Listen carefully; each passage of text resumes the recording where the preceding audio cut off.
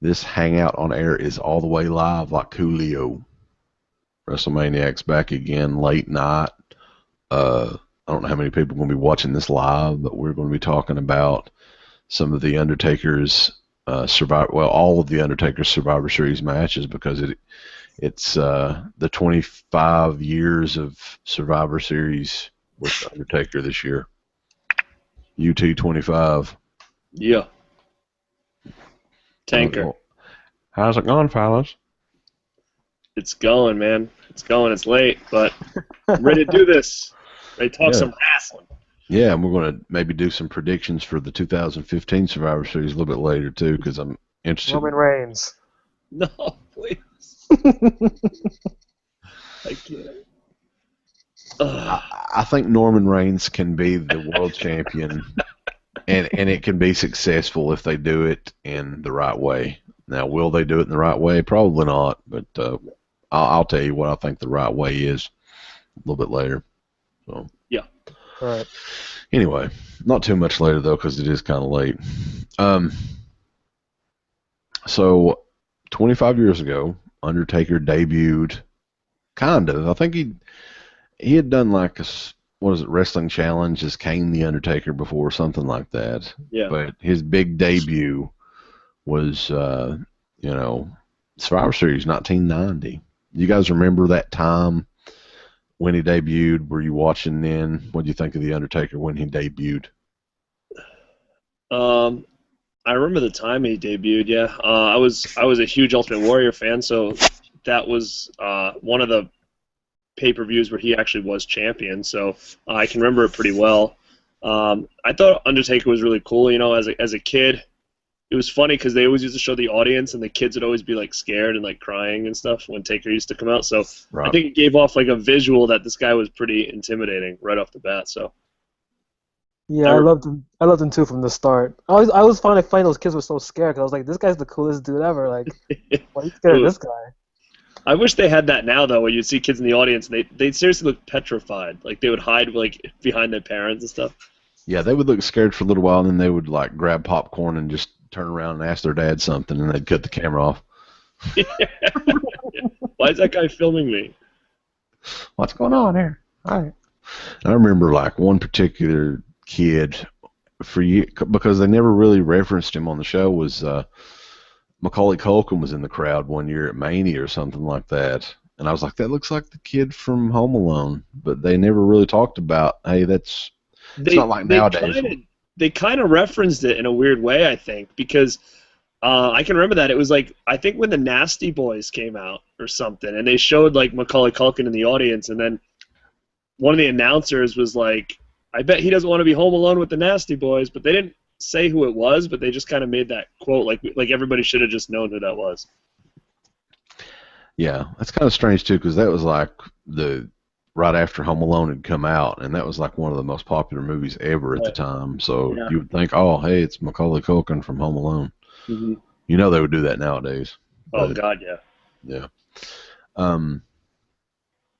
So anyway, the match itself, he debuted in the $1 Million Team with Ted DiBiase and Rhythm and Blues. I wanted the Hasbro figures. Yeah. And they defeated the Dream Team with the Mac and Dream Dusty Rhodes, baby. Coco Beware and the Ha Foundation, if you will. So, but when Undertaker debuted, I think he was much more of a kind of a hokier, like a horror type character or something, you know. The zombie. Yeah, I mean, it was definitely like he had his, bags under his eyes. The urn seemed to hold some sort of power for him or whatever. But I mean, I guess we should mention Brother Love was his original manager. A lot of people really don't really talk about that too much because Paul Bearer quickly replaced him. I think a couple months later, Paul Bearer was brought in or whatever. But yeah, that was kind of a strange pairing too, with Brother Love being the manager. Now, did they was Brother Love ever with him up to a point where it was a pay-per-view match, or was he already replaced by then? Because what would be the next event? It would have been SummerSlam, right? It would have been the Rumble. Yeah, I think. Royal Rumble. That's right. I think Paul Bearer was already there by the Rumble. Yeah, I think he was there already. Yeah. Yeah. It was weird because he went from Brother Love to like Mr. Fuji for like a week, and then went to Paul Bearer. Yeah, it was really I weird. don't even remember Mr. Fuji. Yeah. Yeah, like it's like a brief little thing. Huh. Imagine that. Imagine that, Mr. Fuji. Imagine the Undertaker. Nobody speaks. No. Yeah, that's kind of weird. But yeah, I mean, it was a good debut.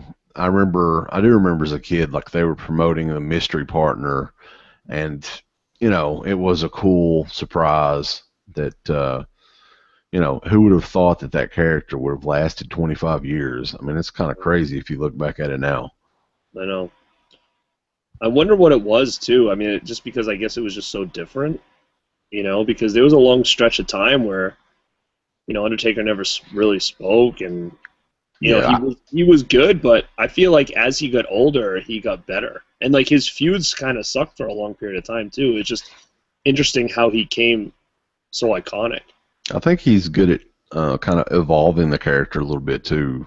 Yeah. Never keeping the same costuming or the same move set, or he changed it up quite a bit. Right. As the years went on, so I think that helped too. Yeah, he always kind of did it. Like he used to change up his gear, like his costume, like every couple of years. Because remember he did that one. I'm sure we'll talk about at some point. Remember when he had like the tear on his eye or whatever? Yeah, that was 96. Yeah. Yeah, I remember that whole thing. I can remember watching that's that. When there was a lot of people with fake tattoos around that time period. Like Crush was another one. Like I was like, why would he tattoo his forehead? And then you find out. Waylon Mercy? Something? Yeah, Waylon Mercy was another one. Yeah. Hakushi. Oh yeah. They would, but the thing was, Hakushi's would be half off by the time the match was like. That's true. That's true. So Tenzai. Yeah, that was the debut match, I guess. Like we were talking before this, we haven't really watched any of these matches just simply because I think he had like 16 or 17 different matches over the years at Survivor Series, and I don't think we had time for that shit. I mean, we've seen them all, but it's right. Just haven't rewatched them that much. It's funny because that Survivor Series is mostly known for the gobbledygooker. That's true. Yeah. Oh my God, that was classic, dude. Yeah, everyone was anticipating, what's going to be in the egg, I remember being so excited, like as a kid, because they would show it on Superstars, like for like a month or whatever. Did anybody ever find out, was it ever supposed to be anything else, like anything bigger? And it was supposed to be Ric Flair. Yeah, which would be even weirder, though, right? Yeah. Yeah. Like, why would Flair be hatched from like an egg? Like that's like kind of the worst debut ever. It was pretty bad. And like, remember they used to like tease you with like things it could be, like. What was one of them? Like, it would be like a supermodel or something, or like a playmate or something like in there. Like, I think it might be a supermodel or a Playboy playmate, like in that egg. Like, how did it get in there? I don't know. It was weird. Yeah. Well, around this time period too, and I think they should do this again. I mean, I know they're having it like the weekend before Thanksgiving, but have it either on Thanksgiving Eve or Thanksgiving night. I think would be good. And change it up. I mean, hell. I think so too.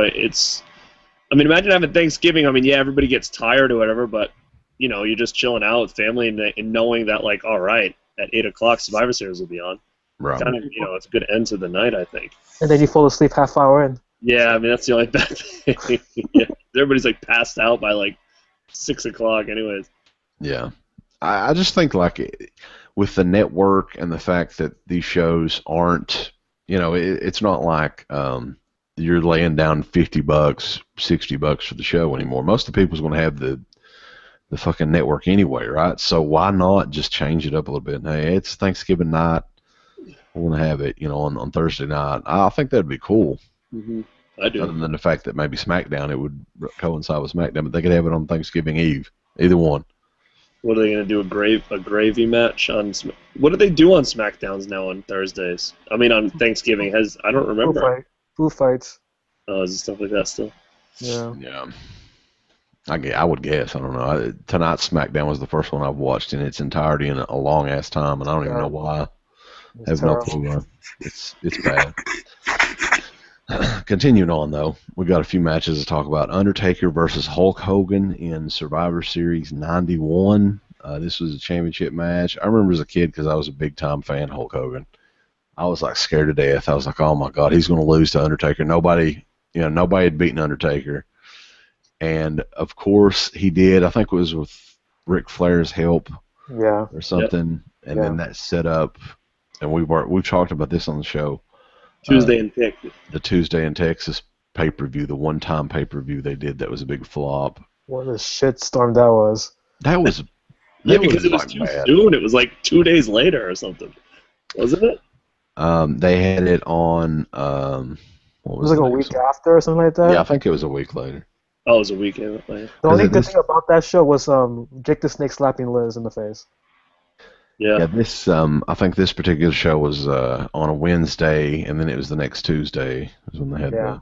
But the weird thing is they didn't announce that show until after the Survivor Series, right? I mean, it's not like they announced they were planning that show. It was during the Survivor Series they announced it. Jack Tunney, remember he did it this Tuesday in Texas, and he like put Savage versus Jake on that card instead, and that was kind of annoying. Yeah, I'm wondering, was this something that was originally a house show like the Elimination Chamber was earlier this year, and they just like, oh, let's do a pay-per-view?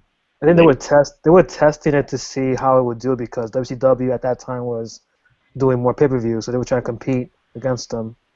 Yeah, so it didn't do too well, so they didn't do any more than the big 4 pay-per-views for about 3 or 4 years after that. So, I like this match though. I feel like I like that whole pay-per-view actually. I like that whole Survivor Series. What was that? 91. 91, yeah. Yeah. I like that one. I thought that was a good match. The one that always sticks out to me in that is I always remember that guy in the front row that was dressed up like Hogan. He used to be at events every once in a while, and he was always sitting in the front row. And I remember when they counted that 3, it was like his life was like over. Like, literally was like crying. It was like an older guy. He was so upset. He was like throwing shit, and he was like so upset. And the funny part, everybody was cheering when he lost too. Yeah, it was pretty shocking at the time. I feel like I can remember being a kid watching at my grandmother's and being like, "Oh my God, I can't believe he just won." I think because he was so new still at the time. Well, he was a year old, right? Yeah. Yeah. Yeah, he'd been around a year. So yeah, that was a pretty big deal, and it was. I think Taker shortly after that would turn babyface, right? A couple months after that. Yeah. And really, I mean, other than maybe a couple of brief heel runs, he was pretty much a babyface the whole rest of his career. Yep. So, he turned babyface on Jake Roberts, right? Yeah, I think it was a main event, Saturday Night's main event or something like that. Yeah. So anyway, continuing on because we do have a lot of Undertaker matches to talk about. Survivor Series, Survivor Series 92 was the coffin match. Kamala. No, I hate this. I hated his shit with Kamala, dude. That sucked. Oh God. Yeah. SummerSlam and that was terrible. Jesus Christ. The thing was a couple matches, right? SummerSlam was the first one. Yeah. I think it was the whole summer into the fall of '92. They brought Kamala back mainly to feud with Taker, I think, right? I mean, that's pretty much all he did. It was weird because he was feuding with both Kamala and Giant Gonzalez at the same time, which is like the worst of the worst. It's like he was stuck in this with Whippleman. Yeah, it was like purgatory. Like, damn, what did he do? Whippleman had like this wicked like hard-on for Taker. Like he just kept bringing guys out. And the thing is like it's not like Kamala was even like threatening in a way because he was scared of Undertaker, right? Like he was like. They made him like such a pussy. I feel like weird. Like I never understood Kamala because it was kind of a freaky gimmick, but he was always like it almost seemed like he was kind of comedy in a way. Like he was always scared shitless of Taker, so you couldn't really take him serious. You know? He couldn't rub his belly when he saw him. Like, oh. Yeah, he would get like the real big eyes. Yeah, he was like, I gotta go. He'd like look around and stuff. Yeah. And I think I think shortly after this feud too, Kamala would turn babyface for like a couple months, and then they released him or whatever. Yeah. So That was terrible. do you guys have an idea of when Kamala was somewhat good? Like, I don't remember him being. I mean, when was this? Because when he was in WCW, he was the same way, I feel like. In Memphis, before this, he was like an awesome heel. Was he? Yeah, against like Jerry Lawler. So he feuded with Hogan too in the early, like in the rock and wrestling era, and they did some pretty good angles then. But I mean, Kamala, is kind of like, I don't know, it's not a very believable gimmick. But I always enjoyed the character Kamala. But yeah, I mean, I agree with you. It seemed like he was mainly hokey comedy most of the time. You know, the Dungeon of Doom and the stuff with Undertaker, and then when he they had the Reverend Slick "You Are a Man" thing with Kamala. Remember that? Yeah. He tried to like turn him normal or something. Yeah. You taught him how to pin him. You taught him how to pin in like the oddities or something, probably. You taught him how to pin a guy. Yeah, you got to pin him on the back, not the front. Didn't he try to put like wrestling boots on him or something too at one time? I totally forgot about that. And he just off or whatever. Yeah. It was so weird though. Like Undertaker and Papa Shango were around the same time. How come they never feuded? I think he was probably in the works. Shango, something, I don't know. I feel like it ended way too soon. The whole gimmick. I think it was. I remember saying that the parents or something were offended by the character, the voodoo character, or something like that, and they kind of just kiboshed it. So they thought like Supreme Fighting Machine was like a better gimmick. Well, that was a couple. They released him and hired him back, right? Because that was like a few years later. Yeah. He had like a singlet with like a T-shirt underneath or something. You know what's funny about Papa Shango is those, Godfather Charles Wright or whatever. He did a convention not too long ago as Papa Shango doing photo ops and stuff like that. He did one here. I don't know which one it was. Maybe it was Comic-Con last year. He did one full day he was dressed as Shango for photo ops, and the other day he was Godfather. See, the thing is like, I don't know how many people remember Papa Shango. Like, were you around when he was doing the photo ops? I couldn't imagine it'd have too many people come up there. It was actually funny because the day he was doing the Shango was that I went the other day, so I didn't get to see him. Would you have paid for a photo op? With Papa Shango? Probably not.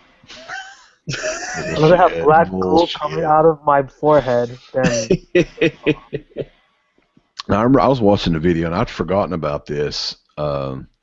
Mean Gene was doing like the podium interviews out in the crowd and stuff.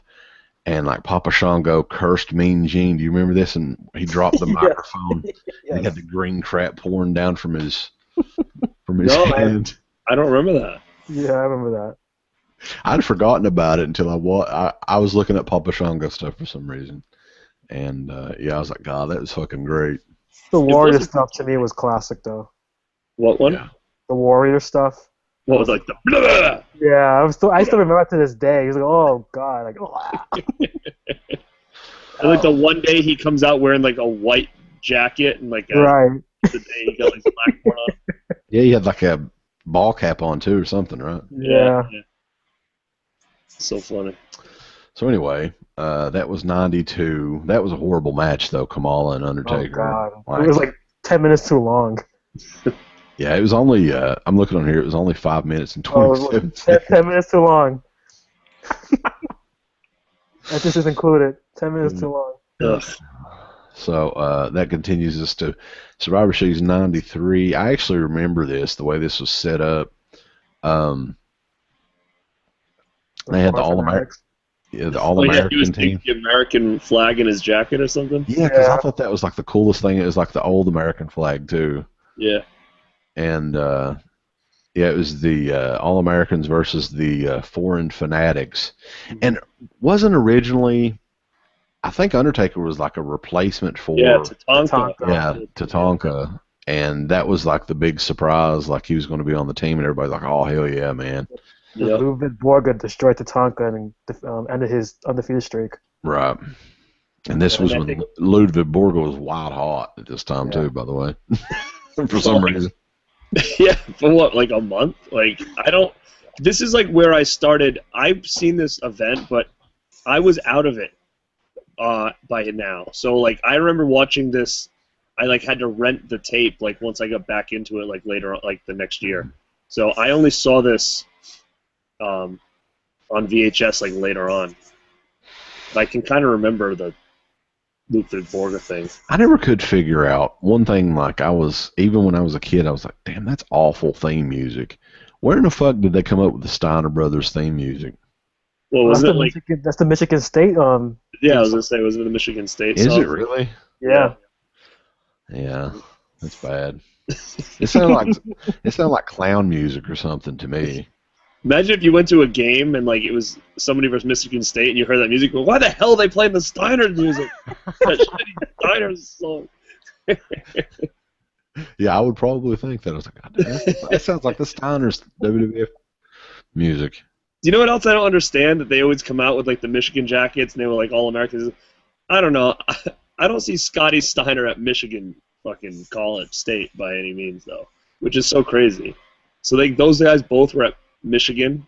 He was the big bad boy guy, wasn't he? In the college? They didn't. I mean, he doesn't seem like the brightest dude to be in like Michigan, right? You saw that TNA promo where he does the numbers, right? Yeah. He's a genius. Maybe he had like a interview at Michigan State and he just kind of like coasted through it like with all that bullshit. And they're like, oh yeah, he is pretty smart. He just bullshitted him. He's just playing his character on TV. Is what it is. He's a dumb roided up dude. So, do you guys remember anything about this match at all? I remember Yokozuna doing the bonsai on Undertaker, and Undertaker just sits right back up right after it, and Yokozuna just like freaks out, just goes out of the ring, and just runs away. So I can't remember. So now he's a pussy too now? Yeah, he's the Kamala now of the feud. Kamala now. Fast food. Probably started with some voodoo. Oh, you're next, boom. The only person that wasn't scared of him was like Brock. Everybody else was like a badass and then becomes like completely petrified. Yeah, the Undertaker's, everybody's gonna be like, and just fall on their ass. So did I forget who was the survivors? Was it Taker and Lex? It was Lex, just Lex, I believe. Taker was out? Yeah, I think they got counted out, I think, him and Yoko. So Lex wins again for no reason. It was like a big celebration, like for what? I think so, but nothing's on the line or whatever. SummerSlam all over again, like, oh hey, I won. He just likes to celebrate. He thinks like if he wins Survivor Series, he's like champion. Yeah, if he brought some kid into the ring, he's just celebrating. Like, yeah, look, I won, hey. Poor Lex Luger. Still not the champion, but I did. Survivor Series 94, though, and we were talking about this briefly before we started the show. For some reason, I always loved this pay-per-view. Yeah, I remember I have actually fond memories of renting this tape numerous times at the video store. And like you remember when they used to do like the Survivor Series reports and they talk about they had a cool freaking intro for the Survivor Series report. Oh, with the coyote howling and... Yeah, it was like one of the first times they did anything like that, like a computerized, almost like 3D in some areas. It's pretty cool. But anyway, what they do, was this another casket match with... The casket match with Yokozuna with Chuck Norris as the guest ring enforcer. Yeah. Yeah. Wait, didn't like Jeff Jarrett come out for some reason? Yeah, he got kicked in the face. Yep, that was him. But why did he come out? Did he have any feud with Taker at all? He wanted to get noticed. He just comes out. He's trying to tell Chuck Norris about Global Force, and Chuck Norris. I think Jeff Jarrett was one of them because they Undertaker took like almost the whole year off, and Jarrett was one of the guys that put him in the casket. Yeah, they put him in the casket. Oh, that's right. I can think of. Yeah. Jannetty was up there. Yeah. Wasn't that Jannetty dressed as Taker? Yeah. Oh yeah. Was it really? Believe it or not, that wasn't the highest he's ever been. So.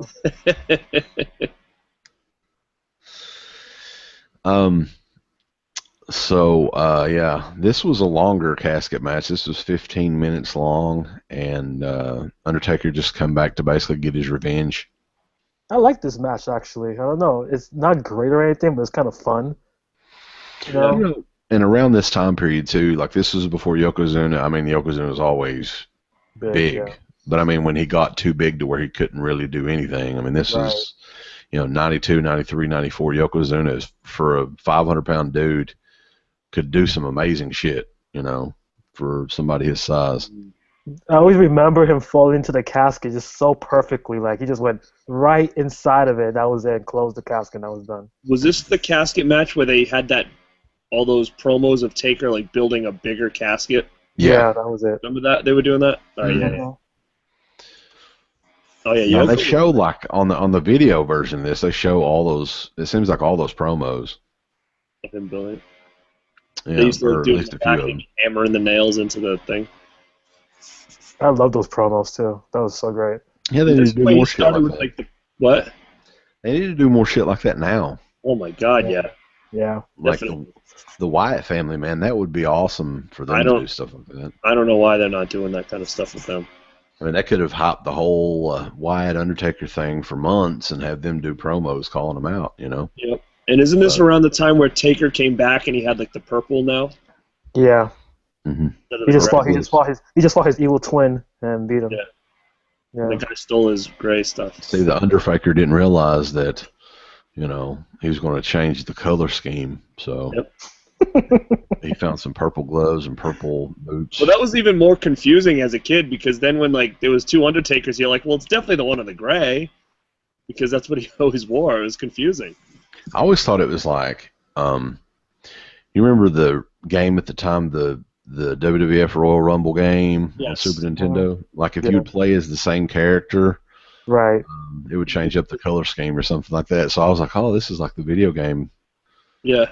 Yep. The real life video game. Like, I would do two Undertakers, and one would have the gray and one would have the purple, and then you just kind of reenact that match. Right. Like that was like the fake Undertaker was in the game. Why would you want to, Garrett? I don't know. I liked it. And I used to like to punch the ref and stuff, and it was fun. I would guarantee you that you guys could probably download the Undertaker for 2K16. I'm going to try. I'm going to look for him, actually. Would bet anything on that. Well, Brian.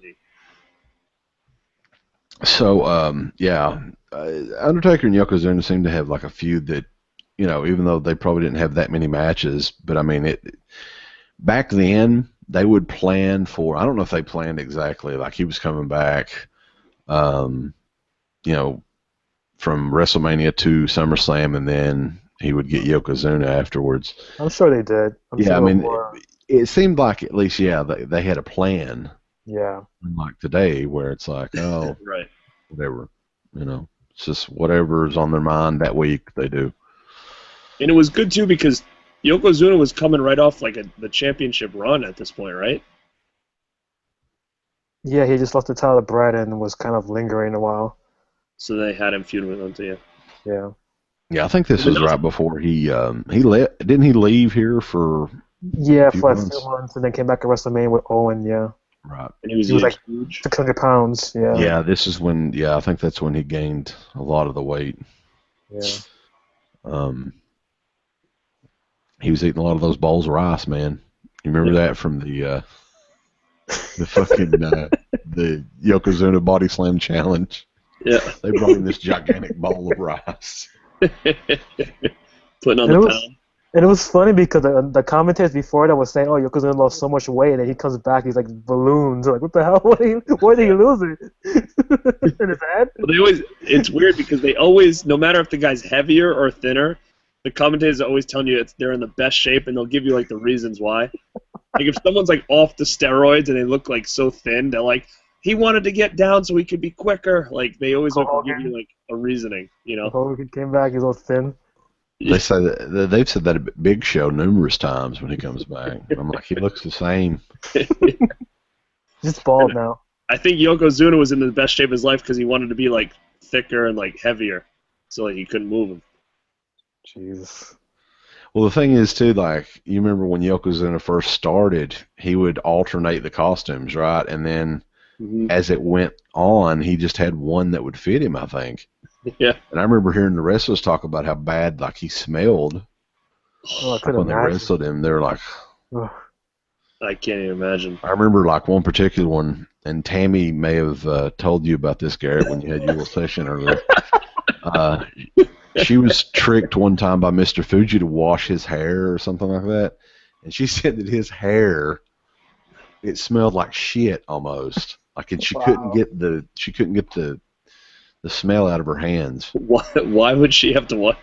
Hey, you wash this guy's hair over here. Because he couldn't. He was so fat. I guess he couldn't raise his arms up to wash his hair. That's crazy, man. Yeah. Well, you got to think too. This was probably like at the time period she was in there. This was probably late '95, early '96. And this was like he was probably towards the end, like when he like fought. Remember when he fought at SummerSlam and he like busted the ring up? Yeah. Yeah, that was like that wasn't even on the show though, right? That was on like a free for all or something. Free for all, yeah.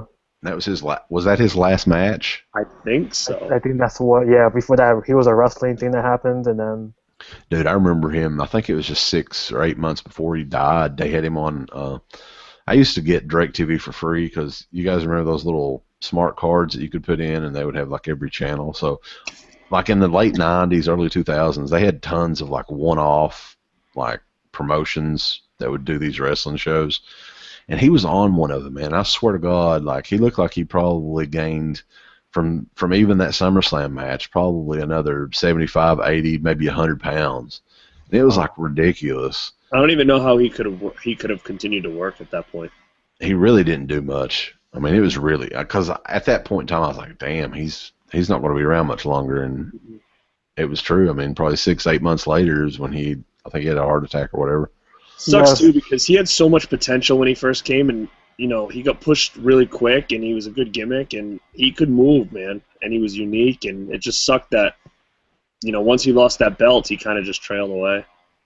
Crazy, too, because WWE had him under contract for probably 2 years after that SummerSlam match before they finally released him, and they wanted to keep him and wanted him in good shape, but he evidently never did lose the weight, you know, so. And he was a babyface at the end, right? Yeah. Yep. Yeah. And was speaking and everything, yeah. Well, he's not Japanese. What the hell? Yeah, right. If he was around now, he'd be like with Roman Reigns and stuff. Yeah. Like his brother or his cousin. So. And it would nothing would make sense.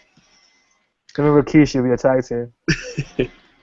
So, continuing on, let's talk about everyone's favorite year in WWF. Oh, God. 1995.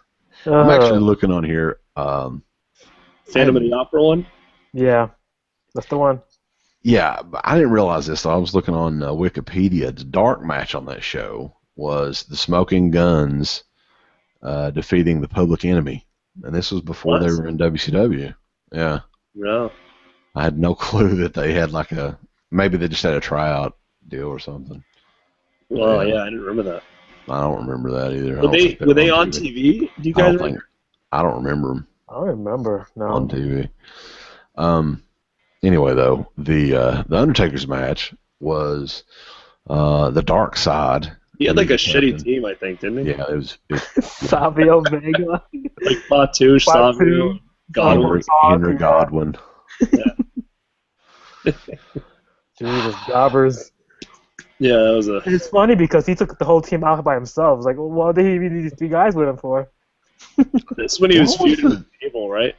What was the fascination at that point in time with Savio Vega anyway? Because they had him on King of the Ring for like 4 or 5 matches that year. I think the way he came up, like he came in, I think as like a big name, because I remember that's something like he was like Razor Ramon's like biggest nemesis or something like that in Puerto Rico or something. Wasn't that the thing? Yeah. Then he came up to be his friend or something. He came in as Quang first and then turned into his friend. Like a Great Muta ripoff or whatever, yeah. Yeah. Quang. Oh my God. Who come up with the fucking names for this shit? Quang. What's the sound of shit hitting the fan? Vince was like, here's what I'm going to do for you, man. You're going to be Quang. You're going to be a ninja. You're going to spit mist. Yeah, but that makes more sense, though, when you go back in the drawing board. It's like, now this Quang thing sucks. You're going to be a guy, Savio Vega, and you're going to be, like, Puerto Rico, and you're going to be, like, a real hard music, damn it. Razor Ramon. And, like, he really didn't have, like, a gimmick, though, you know? It was just like some like guy. I don't know. It was weird. Well, I mean, just as bad as that was, I mean, look at the stuff that they had Fatu do before he finally got over. Yeah, this was like difference. Make a Difference one, right? Yeah, Make a Difference. Yeah. Yeah, he was like the urban Fatu. He was like in the streets with like his like gear on, like his What like, the thing? lights, like, trying to talk to kids. They didn't really try to hide the fact that he was in the Head Shrinkers for a couple of years either. Like, Yeah, what did he just? What did they yeah, completely just like? It was like, okay, I'm urbanized now. I'm with it. You know, he stopped eating raw meat, and I guess his mental capacity increased, so he became Fatu. Yeah, he made a difference. He had like a snow hat on or like whatever. Yep. yeah, the big colorful leather jacket. Mm-hmm. I remember they did vignettes from him for a while, like in the streets, like helping like kids and stuff. Yep. The Usos are in those segments if you watch them. Really? Twin Sons, yeah. I'll have to take a look at those. Huh. I can still remember that damn song, and I was like, "Make a difference, make a change." You know, that whole thing. Wow. I still remember that. I'm glad someone does. It was brutal.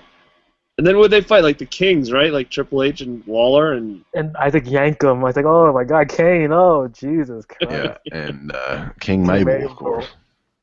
Again, was, like, who gets scared again? Well, like, yeah, I was just gonna say he's another one who got scared again. Yep. Taker had the mask on though. Didn't Mabel like crush his face or something like that? Yeah, he broke his orbital bone. Yeah, in his eye. Him and Yoko or something like did like dropped like a double leg drop on him or something. Mm-hmm. Right. Yeah. This is when they had like their eggs in Mabel's basket for whatever reason it was. I love that mask though. I thought that mask was so cool looking at the time. He didn't have it for that long though, right? No. No, like 2 months. Yeah.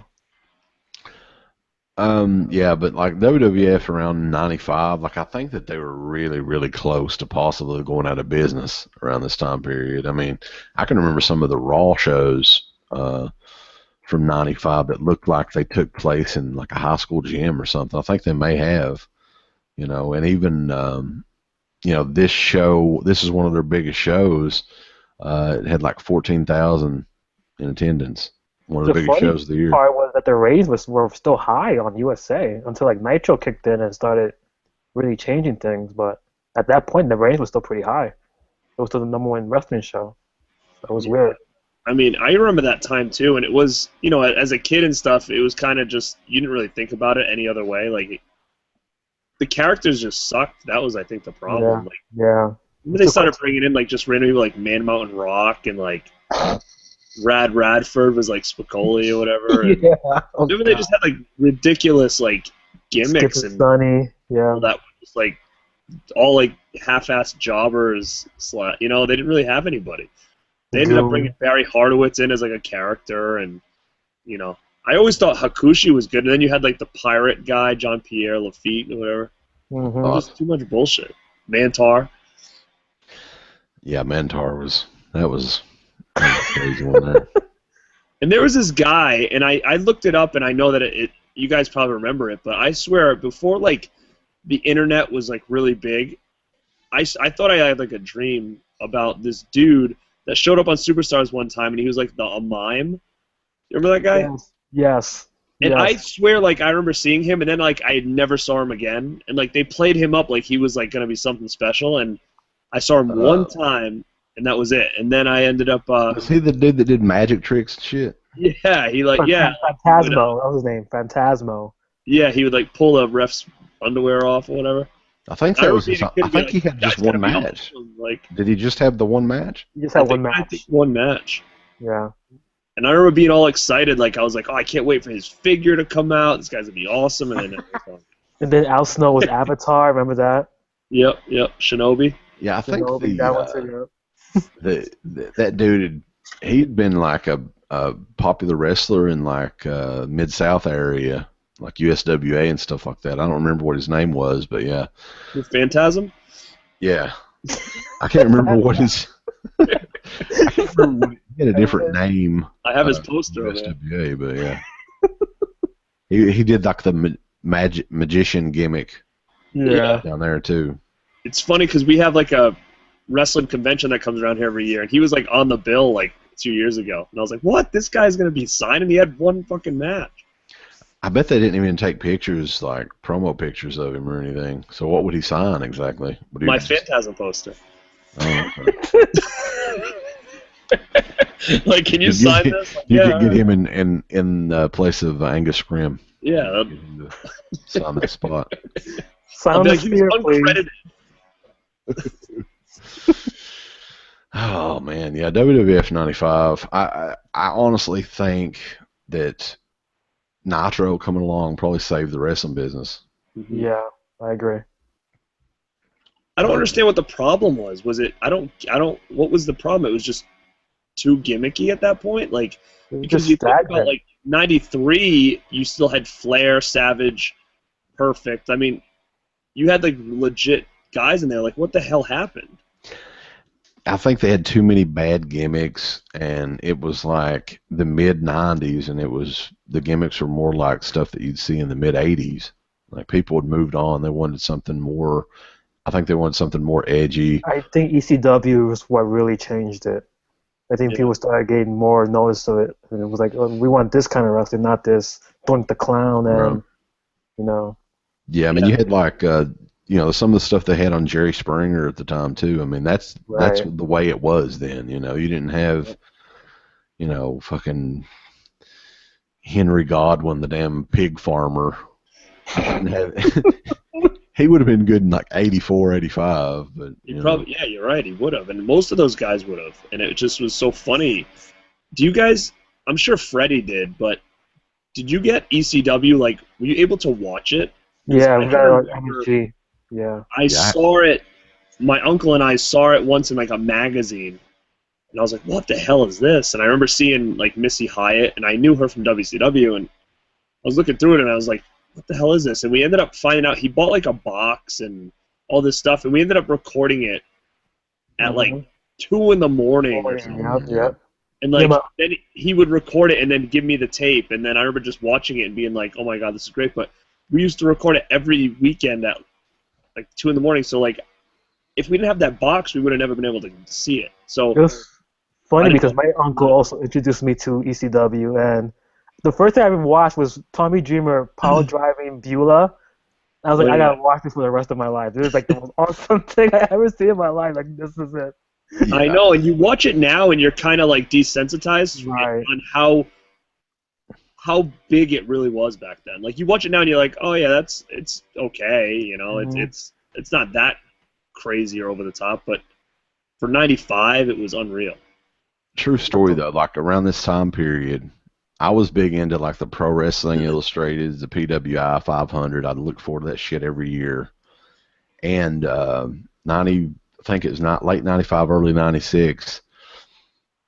I basically annoyed the shit out of my dad to get DirecTV because I wanted to watch ECW. Like that was, I think I'd gotten a tape or two at the time. And man, ECW around '96, '97, '98, like holy shit. Like that was some of the best wrestling and it just entertaining shit to watch. Yep. And yeah, I mean all those, like if you had DirecTV, of course I'm sure it's not like this now. Like they had like tons of the they had the Sunshine Network, the Empire Network, Madison Square Garden channel. All those had ECW at a different time, usually on Friday night, Saturday night. And yeah, it was always like 11, 12, 1 o'clock in the morning. Right. And yeah, it was just a amazing product at the time. And I think they have a lot to do with the product changing for sure. Yep. No, definitely. I remember putting it on and just the opening. I remember that first day, the first time I ever saw it, and it had like the 9 Inch Nails Into the White Zombie song as like their intro. I like right there I was like, holy shit, like what is this? Because like at the time, those were 2 bands I was listening to, and then it was insane. I think like one of the first ones I got was that scaffold match with Brian Lee, like flipped through like a billion tables or whatever, like to the thing. And I just remember being like in such shock about that. So yeah, you're right. It was great stuff, man. How I saw it was like MTV at the time to me, ECW, and WWF was like Nickelodeon. Like it was like totally different channels.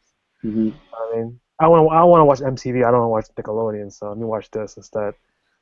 Now, when did Vince do that? Remember that big announcement where he said he was going to shake things up and good guys versus bad guys and all that? Was that before or after they debuted Goldust? Because I feel like he was a big transition into that. Was way after, like 2 years after that.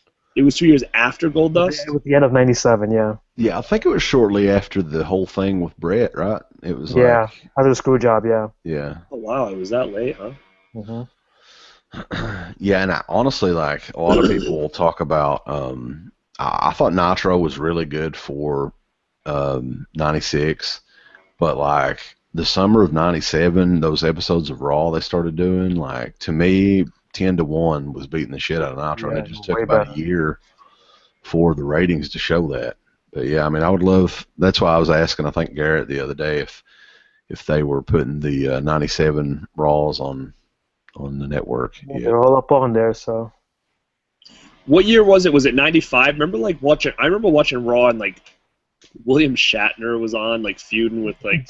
January of 95, yep, that was there. With, like, Brett. No, I think he was friends with Brett or something. Yeah, he was feuding with Lawler. Was that the same episode they did the Raw Bowl? You guys remember the Raw Bowl? Oh, that was 96, yeah. I just remember watching those, and it was just, like, weird at that. It was, like, a very weird time. And then, like, they had that match with... where X-Pac had to wear a diaper. 96, yeah, the early 96. Crybaby match. And he had like a bonnet and stuff on. He's crying too. It was like, oh, what? Weird. They put like baby powder on him and stuff. That was crazy. I thought though. Like Razor's done this before. They announced this. It was like Razor's done this. Yeah, let's do a baby match. I honestly think though, like in let's fast forward to Survivor Series '96, and I think WWF at the time was really starting to turn things around a little bit, and you could tell at this show, with a couple of the matches. I love this show too. Like, I'm a big fan of this show. I thought it was the crowd was insane at this show. This was at Madison Square Garden. Yeah. And the Undertaker had been feuding with Mankind, of course, Mick Foley, Cactus Jack, Dude Love, whatever you want to call him. And they did an Undertaker again had been gone since I think SummerSlam or something. No, he got in the Burial Alive match the month before, and he lost the Burial Alive match. Oh yeah, that is right. But he'd not been seen since the Buried Alive match, right? Right, yeah. So, and he came in from. Did he come in from the rafters or something like that? Batman, like when I like Batman up from. Well, this is with the tier, right? Yeah. All right. Yeah. Yeah, he kind of did a little bit of a reinvention on himself. Dressed all in black and leather.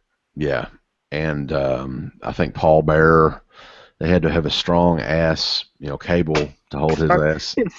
Shark cage, yeah. Yeah, over the ring, man. But yeah, I thought Mankind and Undertaker just had a amazing feud over a span of a couple years, really. That was his first great opponent, I thought, in my mind. Yeah, it definitely was. I mean, that was definitely a turning point for Taker at that point. Like, I just think overall as a character at ring work, because after that he started getting into more realist, like real good feuds, and I don't know. I think, to be honest, if I think Undertaker, I feel like Mankind is probably his best rival. I think. I know people are gonna probably say Kane, but I don't know. I feel like Mankind was his best overall. I just feel like it went on for so long. That's why. I think Foley's number 1 and Shawn Michaels is number 2, I think, in my mind. Michaels, yeah. So let's move along here while we can. Undertaker was not on 97. 97. Was he out and injured or something like that? No, that's when during the Kane had debuted, and I guess he was trying to avoid Kane because he wanted to wrestle him. Oh, okay. Yeah, this was the month after Kane. I think, yeah. Or Mankind, I don't remember, honestly. Yeah, he wasn't on that one. Let's see, 98. Tournament. Yeah. Yeah, 98 was the tournament. And he wrestled, a couple matches on this show? Yeah, 2 matches. One against Kane, one against The Rock. Yeah, and of course, the Rock would end up winning it all, but I think it was like a disqualification or something is what it's saying on here. Yeah, Kane came in and chokeslammed The Rock and got Undertaker disqualified on purpose. Right. They were feuding at the time. And, I mean, the Kane Undertaker feud went on for fucking ever, too. Oh, my God. and I'm scared to death they're going to, they're still going to do it at Mania or something. Oh no. It's so weird because when it started, Taker was the face and Kane was the heel, and then at the end of the year, they switched roles. Like, what was the point? Like, I just didn't get it. They better not do this thing where after Survivor Series this year, they start like going back and forth, like, and then it ends up being a Mania match. That would be bad. That would be horrible. They can't end like that. End it as friends and brothers. brothers. You would think they wouldn't, but you would also think that they would. I do think that they would, yeah, because as of right now, they're probably like, okay, everybody's hurt. Who can we have take? Oh, we'll just do him against Kane to finish this one. This will be both of their last matches. That's one Mania I will not watch. I think Freddie was telling us, though, that the plan is right now, Cena, which I don't think anybody wants to see that either, to be honest. No. I don't. And then I heard it was originally booked as Cena Roman, and now they said maybe it's Brock Roman. Yeah, because Rollins got injured, so that changed a lot of things that they were planning, I guess. I mean, Cena Roman seems better to me because that to me made it seem like Roman was going to go heel. Because what are you going to do, face Cena versus face a Roman? That's like the worst. But I wonder if Brock is the heel or a face. I'm not even sure. It doesn't matter if he is or not. Roman's going to get booed for sure. Right. So that's why I find it weird, Unless Roman's a heel, I don't know what they're going to do. Honestly. He should follow his cousin's footsteps after the tournament that he won at Survivor Series and go corporate. I don't think they have an idea what they're going to do right now either. Really, I mean, it's kind of like up in the air. Like, Well. Maybe they're just going to have Kalisto around. Maybe that's the plan here. Oh, Jesus Christ. Honestly, here's what I think, too. Sell a couple masks, they might as well do it. I think if Daniel Bryan doesn't come back between now and the Royal Rumble, he's probably never going to wrestle again in WWE. Probably not. I don't think he's going to wrestle again, to be honest. Sucks to say that, but at this point, I feel like probably not. Nobody mentions him. It's never like... I think the reason nobody... something. How long is his contract with WWE? He has 2 more years. I think he'll probably wrestle again, but he'll wrestle like on Independence or something. Oh, he's even said he wants to do something with Lucha or something. He's even said it that he's not going to stop. Right. Because his doctor says he's good to go. It's WWE's doctor that's saying otherwise. I think at this point they have no choice but to bring him back. I think honestly he's coming back. I think they have no choice now. Well, I mean, like I was saying though, if they don't bring him back now, they're not going to bring him back. Right. I say Rumble. He will return. Undertaker, I think for 99 was injured, right? He's not going to see him on there. It's his American Badass phase. Right. Yeah, he would debut as an American badass that plays Kid Rock. Kid Rock, and Limp Bizkit. Yeah. He likes Limp Bizkit and Kid Rock. Which is totally like...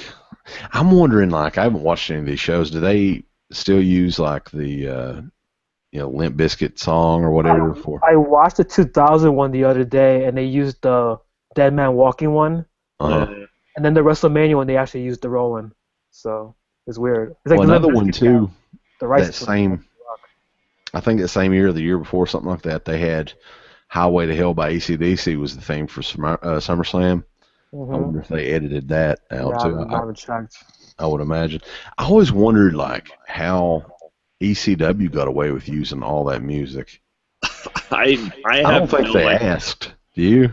I think they were probably doing that illegally. No, I don't think that they had the rights. But as soon as they came to like regular TV, I think they all switched it, right? They used to put them on DVDs and sell them with the music. It was like right. no big deal. Yeah. Watching the network now, I've been watching ECW. It's so weird. And I listen to the songs. Yeah. You're right. It is like it's like what is this? Like it doesn't. Yeah. Now what do they have for like? Same. I know like a lot of them will have their WF themes or WE themes. Right. Like what about the guys that never came over? What do they have? The Public Enemy has this generic like dance bass track. It's like what is? It's just people waving their hands like this. And like, what are they waving to? Like, what's going on? Match, yeah. What did they do with the New Jack matches? Oh, I like to know. I haven't watched any New Jacks yet, but I did watch some. You know what's? I forget what they did. I remember watching it though. Is it like a rip-off of the song? I think it is a rip-off of the song, yeah. But the thing is, how do they get any of the commentary? Did they have Joey Styles come back in there and just redo the commentary, or what? Oh, yeah, good question. I don't know. With the Public Enemy stuff, you hear no commentary at all. They just silence, just the song. I mean, they could possibly do that with the New Jack match too, I guess. Yeah, I guess. I don't I know. don't know. Maybe we'll have to go back and watch. Like, I'm ECW. curious about that. Like Sandman without Metallica just seems so wrong. Yeah, it does. It's like the WWE one, right? It's like a shitty one. It's some different song. I never heard of it. Like, what is this? Like, Oh, really? It's it not doesn't that even match his entrance at all. Like, What was so strange though is they did for the One Night Stand. They actually played Metallica live. yeah. And then the DVD they took it off. Yeah. So strange. So yeah, I mean, it must be like some sort of Right, like issue. gigantic fee if you want to license it for a DVD or something. I'm Yeah. guessing. I know, but I hate, like, on the network where Demolition's themes change sometimes. It's annoying. Did you ever notice that? Yeah, I don't really understand that either. I mean, did Jimmy Hart write that? He owned that. Yeah. There's some of, I mean, I don't know, maybe it's not on the network, but you know what it is on? When you used to buy those box sets of the DVDs. Yeah, they just I changed even bought that, and, like, Dusty Rhodes' music was changed. Mm-hmm. Right. And that Yeah, sucked. and it was just generic. Like, I remember the Demolition was just some generic rock riff Yeah, over yeah. and over. I know for And sure the then funny network one has is, to too, do is one. when Face Boss Man's coming out high intensity, but they've got, like, his bad guy, like, The Attitude Era music. one, yeah. Most of the, from what I've seen, most of the WWF stuff, like, is really, it's just the pay-per-view feed from all those shows. Is it? Yeah. It's what it Yeah. seems like. On you the know? network, yeah. And even the WCW stuff, a lot of the stuff is not really that edited, like, from what I've watched. It's the actual feed. Yeah. Yeah. Yeah, which is cool. But, I mean, I guess some of the music that, like the, AC/DC or Metallica or stuff like that, I mean, I guess the fees are just so outrageous. Have you watched the Jericho matches on Nitro? They have this "Break the Walls Down" song. It's like so weird. Yeah, I did notice that, because he had, like, a fake Nirvana song or something. It was like a Pro Jam, I think it was. Yeah, even Oh, is that what it was? Flow, yeah, even Flow, yeah. Oh, yeah, right, yeah. Nirvana was DDP. DDP, yeah. They edited that too. And then, you know which one they edited? And I don't know why I noticed it, but I was like, wow, this guy's song was awesome. And then I come to find out it's actually edited was the Iakea. What was he called? Remember he was like Prince? Like, Oh, the artist formerly known as Prince Iakea? yeah, I watched my one with God. him and I was like, dude, this theme is amazing. And then come to find out it was a fake theme because he had like a Purple Rain theme. Right, yeah. The new theme on there is awesome. The new one. Okay. Yeah, it's better. Of all people, they give a good theme to. I know, that's what I said. I like The it. artist formerly known as Prince Ikea. With Paisley, yep. I remember that gimmick, yeah. Wonder what the hell that guy's doing now, by the way. I don't know. I don't really care, but I mean. Car salesman? Oh, 2000 though, and I don't remember this at all, but Yeah, Triangle. You're gonna start losing me now. I feel Yeah. like I'm not gonna remember a lot I of this. guess I'll be coming in now with this stuff. So yeah, Kurt Angle defeated Undertaker for he was the champion, defeated him in the WWF Championship match, is what it says on Wikipedia. Yeah, this was a weird match because first of all, Undertaker isn't his American Badass gimmick. He's wearing snakeskin pants. I don't remember that. Was it? I think I remember the snake skin pants. Yeah, it was so odd. He looked like he was 80 years old. And then at the end, you have Eric Angle coming into the ring. Oh, that was this one? Yeah, and switcheroo, yeah, and Kurt Angle beats him, yeah, with a roll up. Now this wasn't the brother that supposedly killed his wife, right? This is another brother. This was the one that was doing Nitty at the time, yeah. Yeah, I was just gonna say that, yeah.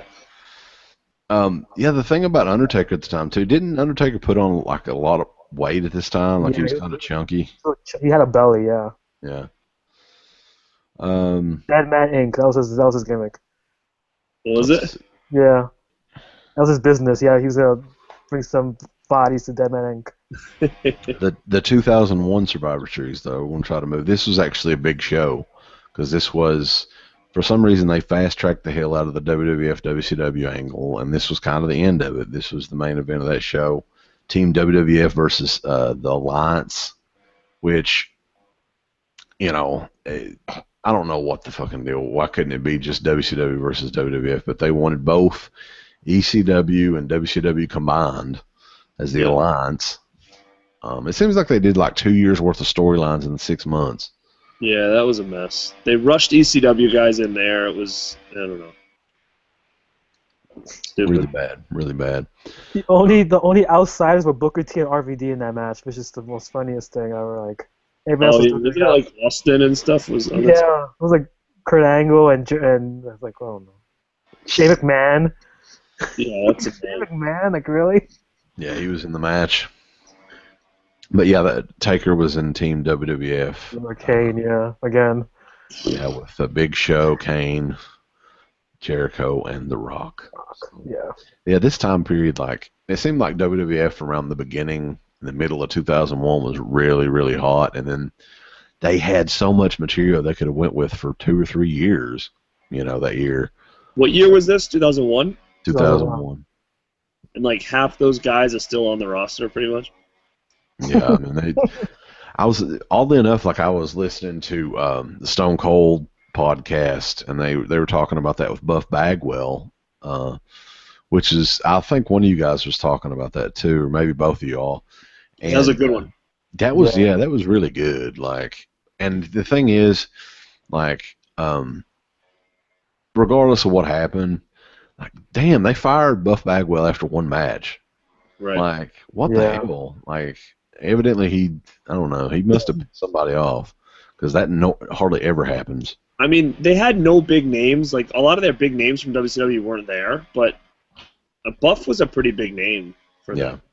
Which was weird, because it's like, why get rid of him, but you're going to keep, like, a lot of those low-card guys that no one really knew. Like even, like, Bill DeMott and stuff like that. Like, they weren't really huge stars at the time, and they kind of hung those around. They had, like, Canyon was hanging around there still, and you're going to let Buff go? That's weird. Unless there was just something that we don't know. Yeah, I mean, it was main eventing the Raw like a week or two before, and then they just fire him. I agree with him, because he was supposed to be in Atlanta the next week or something. I said, he's right. Why not do that in Atlanta? Right. Yeah. Absolutely right. Yeah, the whole WCW thing was stupid. Like, they changed the logo. It just, a lot of the bigger stars weren't there. I don't know. They should have waited a year. Groomed them a little bit and then do it. Yep. Yeah.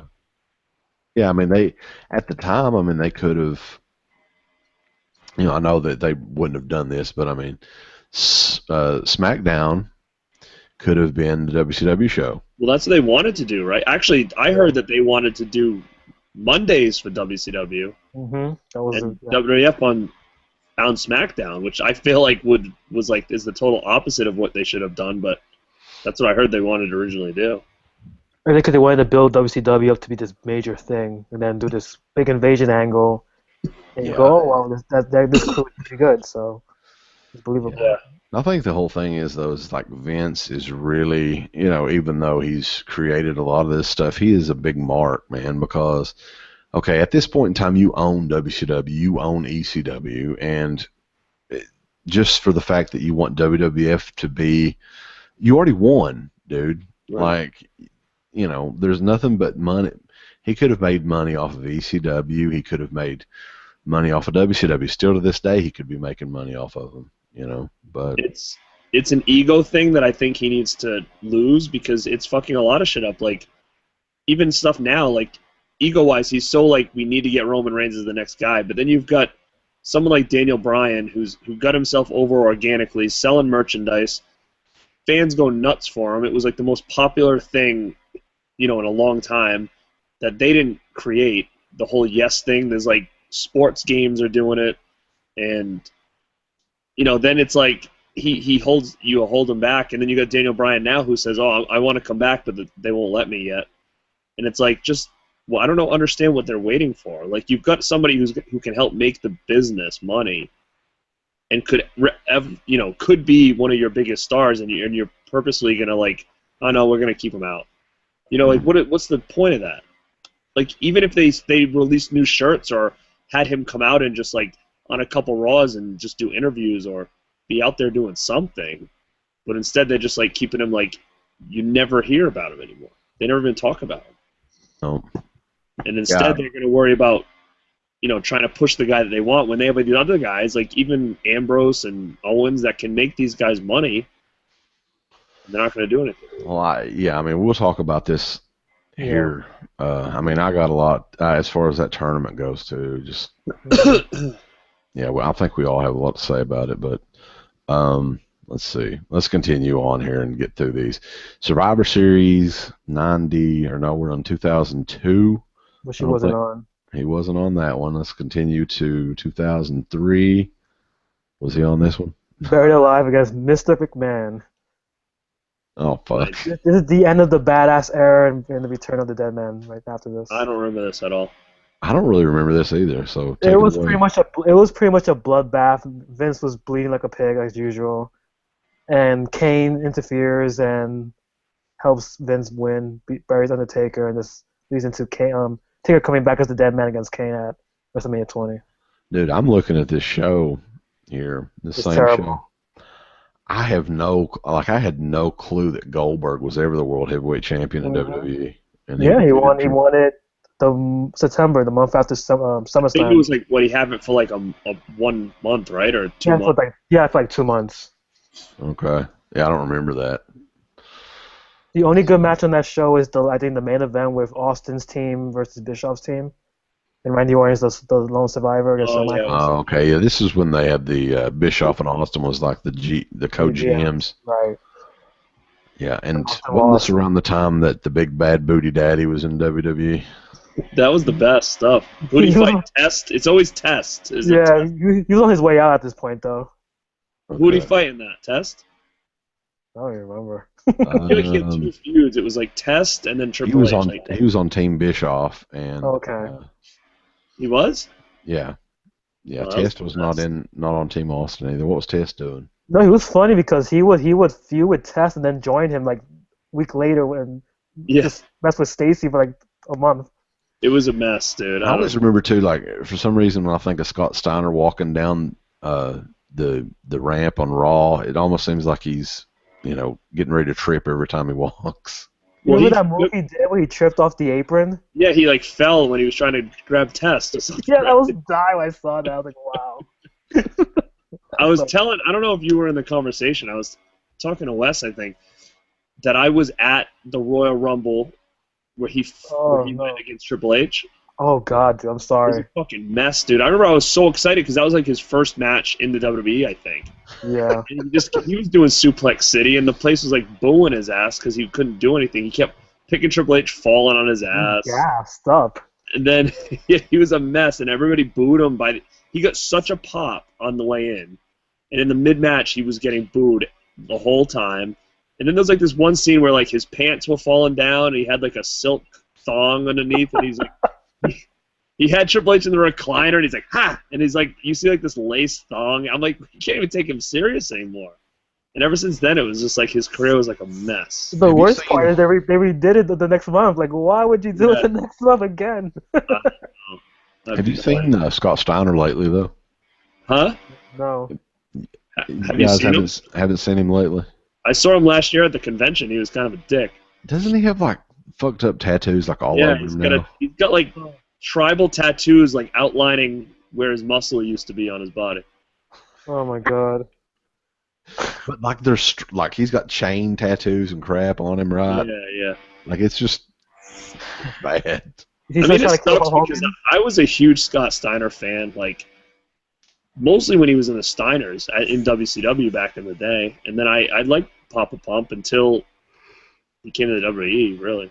It was weird with Scott Steiner, though, because, like, it seemed like when he was with the Steiner brothers, he was actually a pretty good wrestler. He was really good. But he didn't have any charisma. And then when he became Big Papa Pump, he had, like, all kinds of charisma, but he couldn't wrestle. Yeah, it was... It up. Yeah, I think it was through an injury or whatever, but, yeah, he was a fantastic wrestler back then. And you know what? He was humongous back then in such great shape. I don't understand why he thought, oh, I need to be bigger than this. You know, I don't know. Yeah. He had a lot. Continuing on, though, to the, the 2004? Oh, God. Yeah, this is... Heidenreich? Yeah. No. Heidenreich. The only good thing High Rock ever did was rape Michael Cole. That was the only good thing. That was. That was one of the best moments ever on wrestling. That was awesome. And then he had Little Johnny or something. Yeah. Did they ever explain like what he was talking about? His dick. I know, but did they ever like come out and say that? No. Well, Michael Cole knew about it. About it all the time. And they just that right? And they did put. I don't really remember this, but Paul Heyman was with Heidenreich. Yeah. Oh God. Paul Heyman had like Luther Reigns and Mark Jindrak. Oh, he had Roman's brother. Was this Morgan? Yeah, this was around the time he was riding the SmackDown show too, right? Yeah, I think. Remember Heidenreich had like some weird dance or something? He'd like do this. It was like a Nazi. It was a march or something, right? Because they did Heidenreich. It was like a Nazi. Yeah. That was weird. And then they had this one thing where I think like him and Snitsky were like supposed to be like in love with each other or something. Remember that? Yep. I remember that Royal Rumble. That never really went anywhere, though. Unfortunately, did it?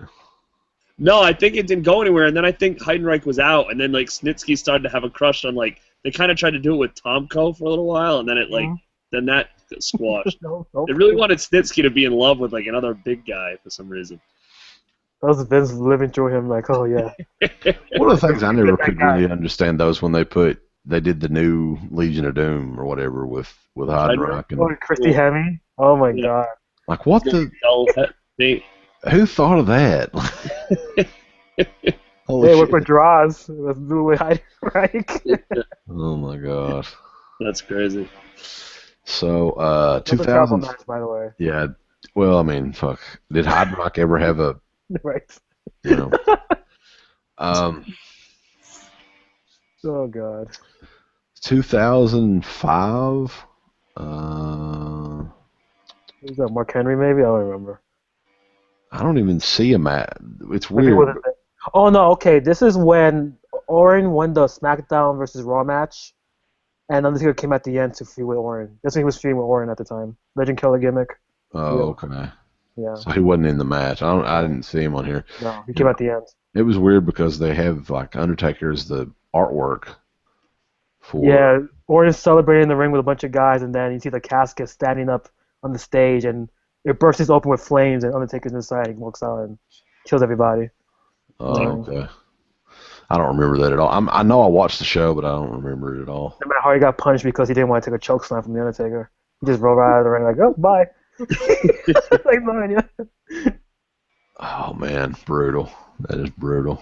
This was a weird time, I feel like. This time period, like 2005, 2006, 2007. Like, the thing is, too, they had some good, like, talent there, I feel like. Or didn't they? At that time? They did. Yeah, they did, for sure. Let's continue on.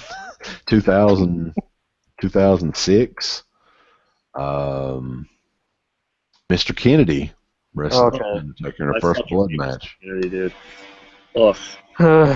He's on like Del Rio status with me. So. Yeah, he was brutal. He was. I like Del Rio, honestly. I never saw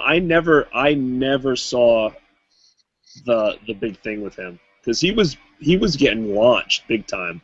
Kennedy. I never understood why. I didn't either. Like there were a couple of times, like a couple of people they would push. And Bobby Lashley was another one that they pushed the hell out of around this time period too. Or I never really. I mean, I guess he's a big dude. You should call him Black Lesnar, which was like the most racist thing I ever heard in my life. The funniest thing with Bobby Lashley was like they wanted to push him so bad, and he was another one where he had like no charisma, sucked on the mic. But then when he would come out, like I think they tried to like make an excuse for it because his Titantron would say soft spoken. Remember, like it would say on the Titantron. Like it was weird. Like let you know, like that's like, kind of like his gimmick or something. I don't know. He looks like the baby from It's Alive. Ever noticed that? Like, Jesus, the guy scared the shit out of me. Like Zeus's body or whatever? Yeah. I don't know if it was like, for the longest time, they never did let him talk either, and then he finally talked, and you're like, why the fuck did they let him talk? That's why. Like, I mean, he may have worked, Remember he came out as like Undertaker. I feel like he came out as like an army guy at first or something, didn't he? I don't remember. Didn't they say he was in the army or some bullshit like that? And then like they pushed him to the moon where like I actually thought he was gonna beat Cena, and they actually had a good match. I think it was like face versus face or whatever. Oh yeah, I remember that. Yeah, Dash, I think. It was pretty good. And then he was Bobby Lindsay gimmick, and then I don't know what happened to him. He's like doing MMA and all that bullshit right now. Still Right? at TNA too, I think. Yeah, then he's gonna work with Trump. Is he still with TNA? Mm-hmm. What is the deal with TNA, by the way? Are they So on the air? Dude, They I do don't a world watch title it, but tournament themselves. I was reading on that tournament. Have you seen that bullshit? No wonder why they're going out of They business. have 4 women in the tournament. That's how low the roster is. It's not even a tournament. It's like they've World got Cup Series, categories and shit with like weird Class A, mid eventers, Class C jobbers. I mean, they It's so weird, dude. they've recorded like all these matches. Right. They recorded them back 2 months ago or something. Mm-hmm. Dude, they've been having this title tournament for like 6 weeks, and there's already still 32 people in the tournament. It's fucking brutal. Okay. Like, when is this gonna end? Gail Kim's gonna be the world champion. Is it going to be one of those deals where it doesn't end because they would have to have another? Where are they going to have the other the title match at? He was teasing Spike TV is gonna take him back. No. Well, they better because they have 32 matches left in this tournament to figure out the Well, that's the thing. Like, what are they going to do? Like, if nobody takes them, what are you going to have? Like a pay-per-view or something? Well, I want to see Robbie E make it to the finals because he's been winning a lot lately. It's ridiculous, and it's not even like if you win you move on. It's like points and shit. Yeah, it's points. Like, it's too difficult. Like I'd have to be home like right and shit. Like you get like, 10 points if you win. 10, point. 15 for submissions, stuff like that. Dude, you shouldn't have to think that much about that. Do you guys even have Destination America, by the way? I do, but I stopped watching it. I do, but I don't watch it yet. I don't even have it. I used to watch, and then it was like just get to a point where like, you know what? I'm wasting my time with this fucking company. Yeah, there's like I looked at the rankings and stuff. There's people on that tournament. I have no idea who the hell they are. I watch ROH. That's pretty much why you watch it for. Really. I haven't even watched it. I haven't watched that either. Let's continue on though. We might have a couple more matches to talk about. 7 probably. 2007. No, he was injured, I think, at that time. Nope, he was in a Hell in a Cell match. Oh, he was. Well, Batista. That's right. Yeah, that's Batista. Right. And Edge They came had back. a good feud though. Those two, I felt like. Yeah. Their Mania match was awesome. I felt like that was a really good match. That was the best match on the show, I thought. Yeah. Were you guys kind of surprised though? They were talking about Batista and they had like a big graphic of him up. I think they want to get him back or something like. Maybe that's what Triple H is gonna fight now because Rock, I think's out, right? Right. He's doing movies now, so. Yeah. So they're so fucked. I know he said he wants to come back and do house shows and stuff like that. Like Jericho does. Yeah, he wanted to, and then I guess the camera guy called him Big Strong Guy, and he got pissed. Yeah, he got pissed. No, I gotta go. Sorry. I'm doing Guardians of the Galaxy too. Never mind. So, yeah, but I mean, they definitely. I mean, I don't know if you say the Rock's not coming back, then they are screwed. Dude, they thought this year they were gonna sell that place out, or what would they want, 100,000 or something? I think it's 110,000. Dude, there's no fucking way they're getting that now. They can't. I mean, that was already Austin, a big spread. No Rock, no Triple H. Yeah. Rollins is out. That was supposed to be the match. Rollins and Triple H, and that's gone. Right. So I don't know. They actually gave Rock more dates and gave him more money. So I guess he's gonna be wrestling more in 2016.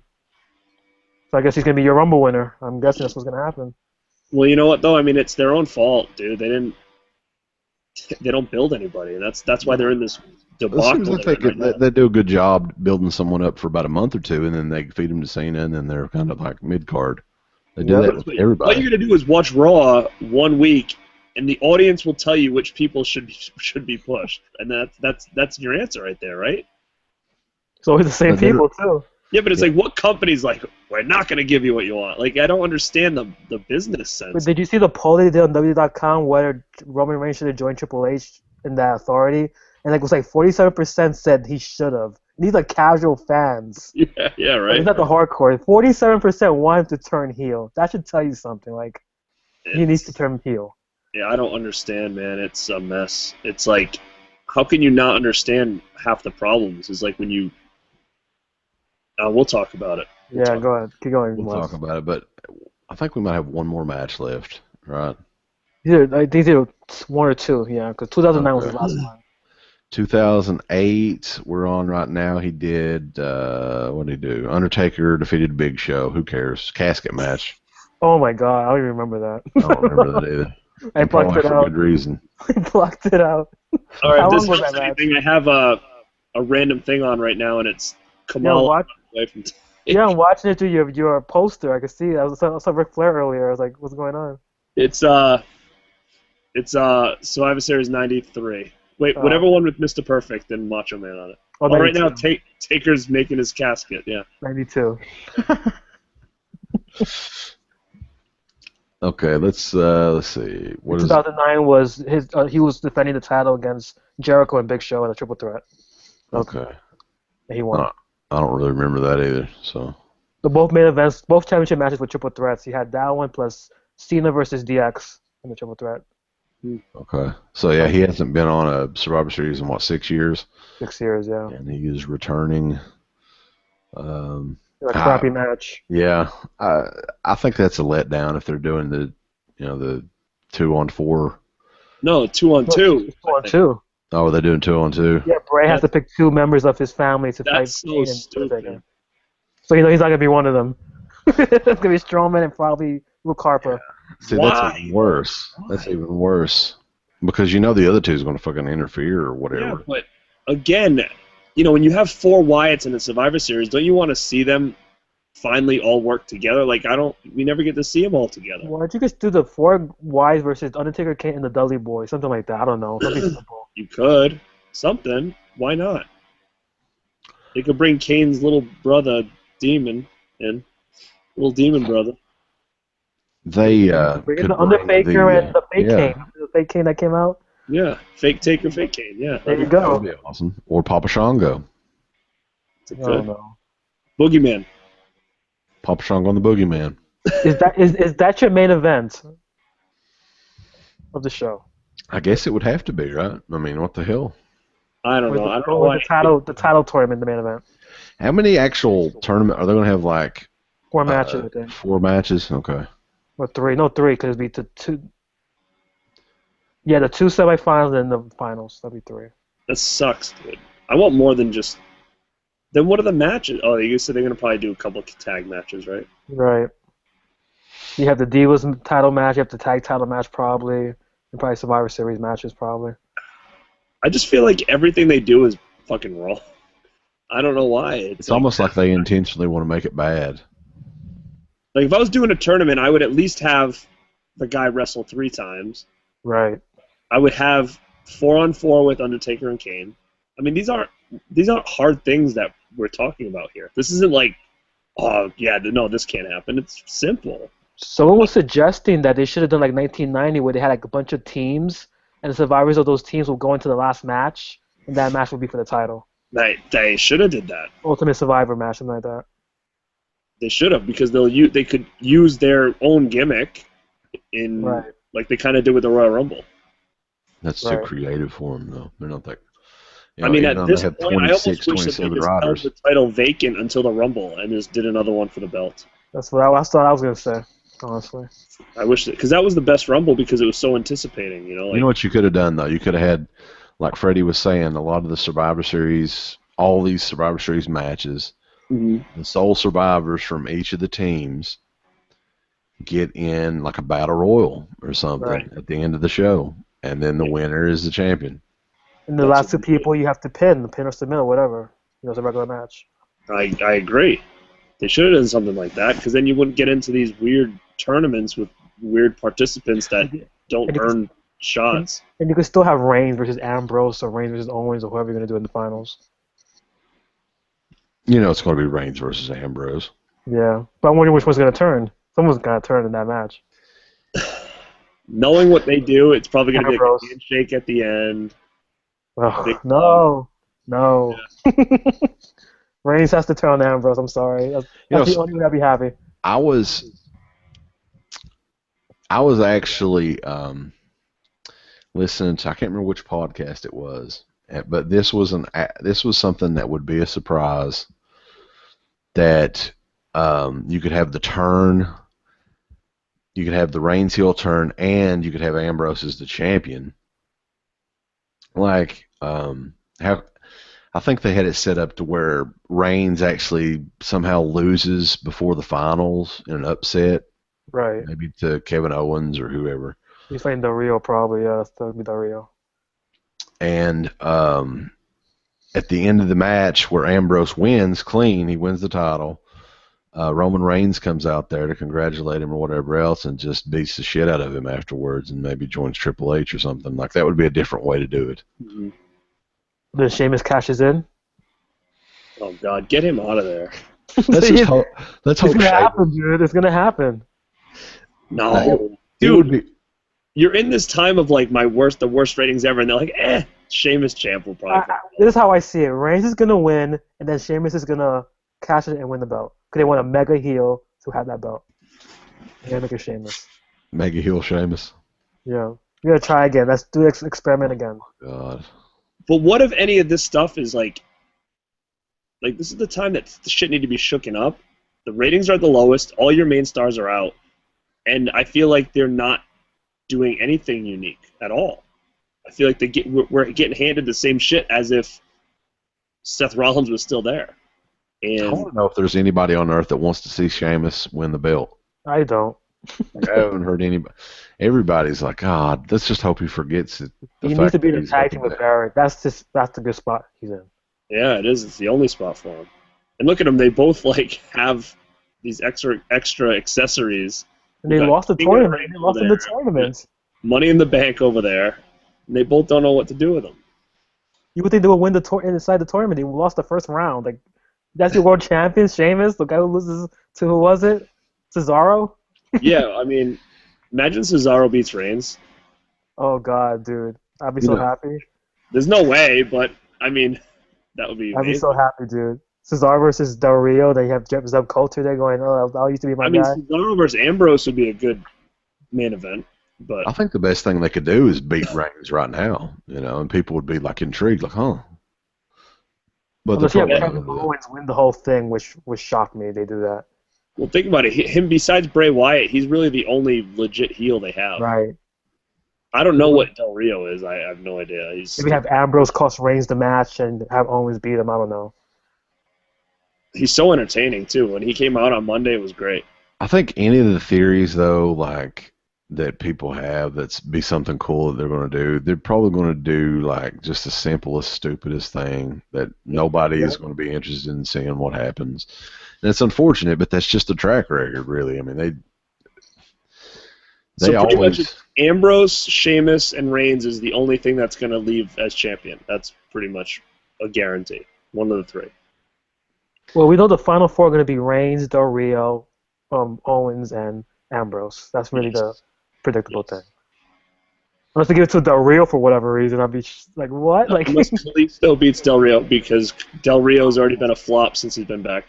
Do you have Reigns versus Kalisto? Oh my God! Wow. Dude, what did I tell you? Friggin' Del Rio didn't even get a match on Raw this week. He's already flopped. It's over. He's done. You gotta pop that one night, and that's it. We're gonna go back to the same Del Rio shit we went to. It's like Sheamus. I mean, he come back one time, he got a pop, and it's kind of like status quo from here on out. Exactly it. He's gonna be Sheamus from here on out. And they paid him $1.5 million. Yeah, $1.5 million to be Mexican Sheamus. Yes. It's sad. Oh. But I knew that was going to happen. I mean, they were probably better off just pushing Kalisto until they go to Mexico at this point. It'll be funnier than fuck though if Sheamus wins the belt at Survivor Series, because I'll be like, God damn it, I'm gonna probably quit watching this shit. Dude, I see it coming, dude. That's my biggest fear. If that actually happens, if they're like, well, I think Del Rio than Sheamus. I'm sorry, that's just how I feel. Do you know what else is funny? They said this week was even lower in ratings than it's been. Mm-hmm. Which is crazy because at least this Monday was somewhat intriguing to me. Like, oh God, what are they going to do to change things up? Well, I think they released that damn bracket. That's what happens. That's what happens when you have Big Show and Reigns be your first match. Okay, I'm done. Yeah, and it was what, 15 minutes? Like 20 minutes that never ended. Holy shit! I mean, I'm going to tell you, when I saw that bracket get released, I wasn't as intrigued anymore. It's so lame. It was like the most predictable brackets you ever look at. Right. And that's what I think it was. I think once that bracket got leaked, nobody watched it because they were probably like, oh, this is what's going to happen, okay. They should give somebody a bye, some question marks, some mystery opponents, something intriguing. I don't know. I don't know who's working over there, man. You know, something that would have been really cool too is just have the whole tournament on the pay-per-view. Exactly. Do something different. I mean, hell, it's better than just, they're just going to throw out 3 or 4 random matches that you see on Raw anyway. Just do the random matches on Raw and SmackDown just as a celebration of Survivor Series, and then just do the tournament on the pay-per-view. I don't know. Yeah, the entire tournament, they could have done that. And then your main event would have been the Taker, Kane, whatever you want to do. Right. That should have been the whole event. And maybe throw a girls match in there. Yeah, the Paige Charlotte match, that's for the title. That could have been the pre-show. And who's to say they could have done a fucking 4-hour show, man? I mean, it's the network. They did the 4-hour show for something. It's for the title. It's something different. Yeah. I don't know. I just they could have went 4 hours and said, we're going 4 hours because we need to crown a new champion tonight. Easy. Could have Brock in there, Jericho in there. Mm-hmm. Anybody could have been in there. I was talking to people that they don't announce until Balor. Yep. I was talking to Uncle Bill about we did like a whole segment on this week's show talking about the current state of WWE and all that. Has he been watching it? He has actually. He has gotten hardcore back into it for some damn reason. I have no clue why. He's like the total opposite, like when it. Yeah, but he was like, and we both agree on this, and it's sad to say because I don't wish death upon anybody or anything, but the product will improve when Vince is gone. Dead. I mean, I think that's the big issue, is he's putting the kibosh on all kinds of stuff that I think, if it wasn't for him, or if, you would have Cesaro would be in the main event. Right. And Owens. Yeah. Yeah. What do you think would happen if, let's say, Cena couldn't come back and like Reigns got killed or injured to a point where he was out for a year? What would they do? You know what I mean? Like that's scary to think about. They will have no choice but to build people. I think that's it. That's it. That'll be the catalyst. Quit bringing people in and jobbing them out for 4 or 5 months until nobody gives a damn about them anymore. You should let Triple H just run things for like 3 months or something and see how it goes. What's weird about Triple H though too? It's confusing because it's like you go on Raw and he's like a heel some weeks. Some weeks he's dancing. Another week he's like, "Oh, do you want to see this match? No, you're not going to get this match." The crowd boos him. "Oh, do you not get what you want?" And then like you watch NXT and he's like, "You want to see this match?" And then everybody cheers. He's like, "You got it." Like it's confusing. Like, why is he giving people what they want on that show, but then what the people want on this show, it's like, no, we're going to do the opposite. Like that's just bad writing. Did we talk about just confusing the fans alone? It's weird. Like and then at this point, who can boo Triple H at the NXT? Like, no one's gonna boo him. I know, but why can't he be the same way on Raw, where it's like, oh, you like this guy? They cheer. Okay, well, he's gonna, he'll be on next or something. I don't know. Because they still think that whole evil boss McMahon. That's gotta go. Yeah. Yeah, but they still think that because that made money once, that's what everybody likes. It's not. Well, they've always had some incarnation of that ever since the Mr. McMahon character. Right, they always did. It was always a bad. They can't go away from that. It was somebody. Yeah, and even TNA, they have like bad Dixie Carter. It's an angle that. It's an angle that worked at its time, and now it's time to try something different. That's not going to happen, though. I'm hoping that the Survivor Series is not what I think it's going to end up being. But, Well, I'm going into it with low expectations, so hope I they am surprise too. me. I Hope am they too. surprise me. That's what I hope for. Hope that if Shayman does cash in, he loses the cash in. I hope so too. That'd be great. Yeah. Even Well, if Reigns is still face and he beats him, I don't care.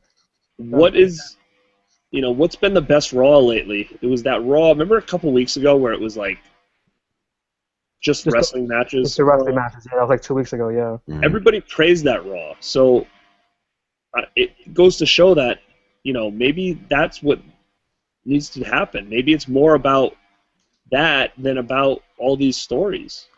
We don't really get Yeah. stories, I but think they need to be more spontaneous too, with sometimes, and make it less predictable. Mhm. But Like it's like, what is maybe, NXT doing right that WWE's not doing? And I know you're going to say everything, but it's more or less like there's little stories here and there, but It's it's mainly more about wrestling. the work, the person that's in the match is deserving. It's now it's more there's none of that like bullshit where it's like, oh, this guy got screwed over. He's booked 50-50. It's like it's but I think It's they're also also, an hour long, that's so it's easier. yeah, but they cycle through the talent a lot. Like it's never the same people on top or Right. mid card or Right. whatever. I mean, it's kind of like, ECW. yeah, because ECW or here in Kentucky, the Kentucky basketball team, they cycle through a new fucking team every year because the roster goes up to the NBA. I mean, Right. WWE, unfortunately, most of these guys just stay there, but maybe they should come up with a system where, hey, you're going to be off TV for a little bit. We'll bring you back. You can be on NXT or whatever and make. The thing with WWE, like the 3 hour, I mean, they're kind of in a bind there, I guess, because they Well, only but have so much talent. they have the talent. They've got so many people on that roster that they could do something with. Yeah, I think like part of it is those they just don't bring that. A lot of that talent just stays kind of in the mid card or the opening match. A You lot know of what it the, is, I think? I think so many people have left after big pushes that Vince has done for them that he's so afraid to push somebody hard. So he'll probably go like, if I push Kevin Owens for some whatever reason and make him my world champion, he might leave me in a year. It's like ROH or something. So why did I waste my time?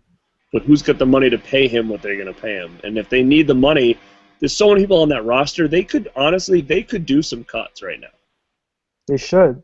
And I don't know what they're afraid of, but like, I mean, the Matadors can go, Little Bull can go. I mean, Heath Well, Slater is a waste to have on the they're contract. gonna keep the Matadors because of the Puerto Rican library they want. So Right. But there is a lot of people on that roster that they don't do shit with. Fandango should go, Yeah, honestly. I mean, well, yeah. Tamina. Tamina, he's not get rid of her. No? Tamina. Yeah, you don't want Tamina in there? No, I'm not a fan of Tamina. They've already got Nia Jax, so I mean, they got to get rid of Tamina, I guess. Yeah, Nia Jax has more potential anyway. Yeah, they just need to change her name and her ring. I think they did change her ring attire. Her guitar is much better. Her is much better now. You just don't, Freddie. You don't like her music? Is that what it is?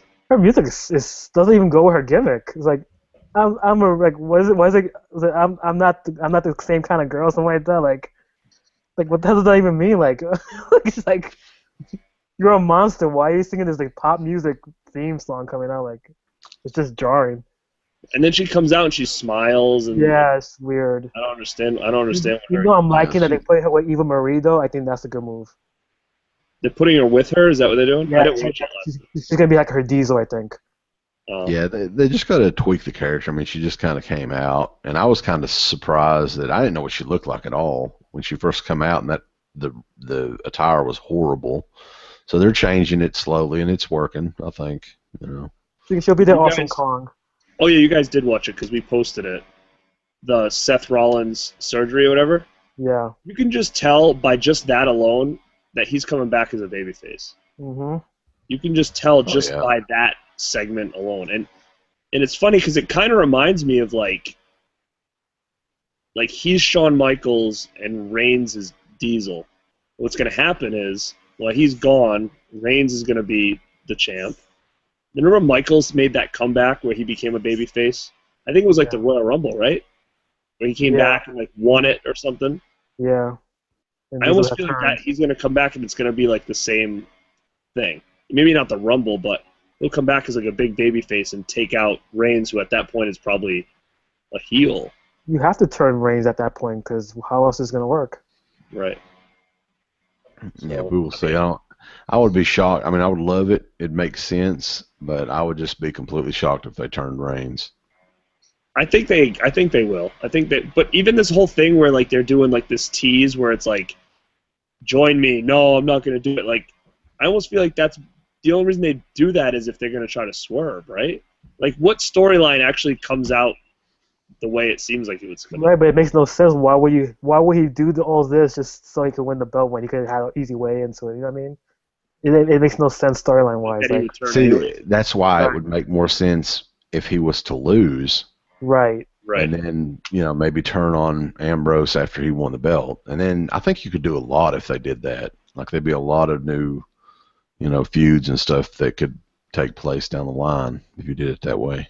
I mean, I feel like Ambrose would be a good heel, but I don't feel like he would really make it in the sense that he doesn't have the look as far as like an authority guy, and the fans are going to cheer him anyways.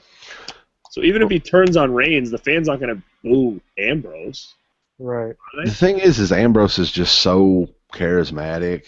Like, he could, I think that they, at some point down the line, want to make him a main event guy, but they don't know how to do it. I think this is a good way to do it, and just kind of like, you remember when Ric Flair was defeated by Bret Hart just out of the blue, right? Mm-hmm.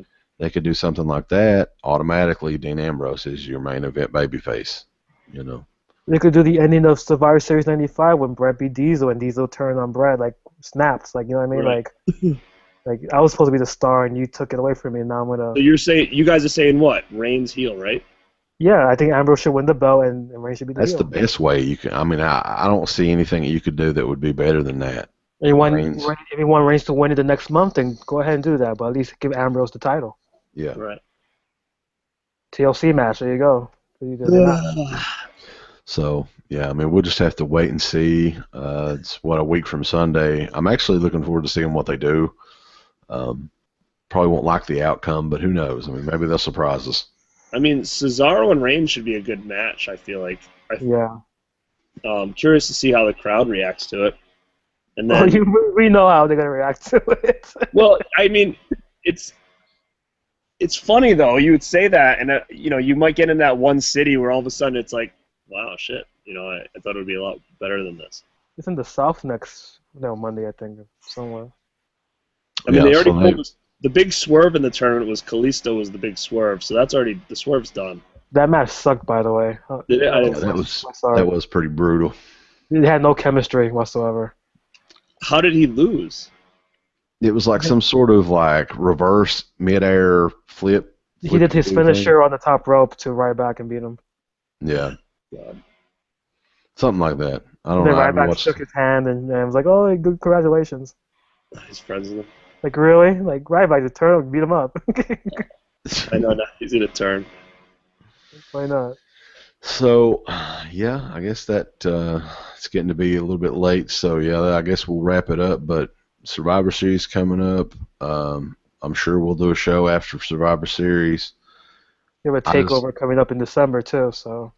Yeah, we should probably do a show for the takeover special as well. And TLC, by the way, so.